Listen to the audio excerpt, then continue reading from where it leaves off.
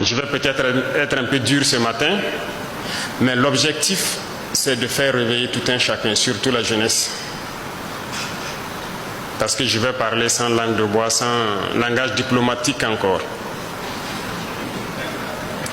Bien sûr, l'Afrique est le berceau de l'humanité et c'est scientifiquement prouvé, n'est-ce pas? C'est vous les scientifiques qui avez trouvé cela.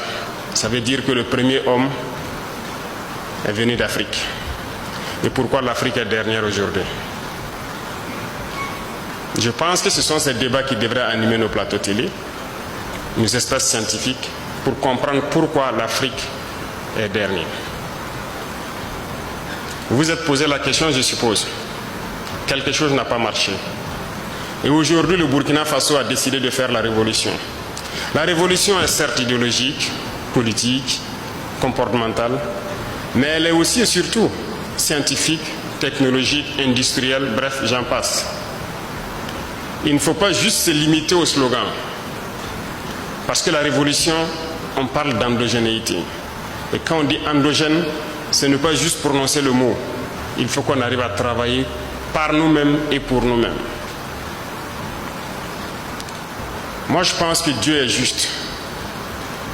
Il a créé tous les hommes égaux. Nous avons les mêmes organes. Seulement, au niveau du cerveau, je pense que scientifiquement encore, que la plupart d'entre nous n'exploitent pas 10% du potentiel de leur cerveau. Et c'est en travaillant qu'on arrive à exploiter le potentiel du cerveau. Mais reconnaissons que nous sommes beaucoup paresseux. Nous ne travaillons pas.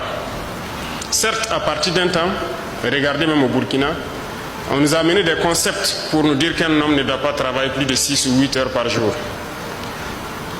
Et on a adopté ça. Et on lutte pour ça. On n'est pas sérieux là. Comment est-ce qu'on peut prendre ce genre de droits, si je peux dire, et vouloir pouvoir rattraper le retard que nous connaissons? Aujourd'hui, nous faisons travailler les entreprises jour et nuit. Les travaux qui se faisaient en 3 ans, on les fait en moins d'1 an. Façon Mego travaille jour et nuit. Pour des chantiers qui devaient peut-être faire 10 mois, ils le font en 1 mois. C'est bien possible.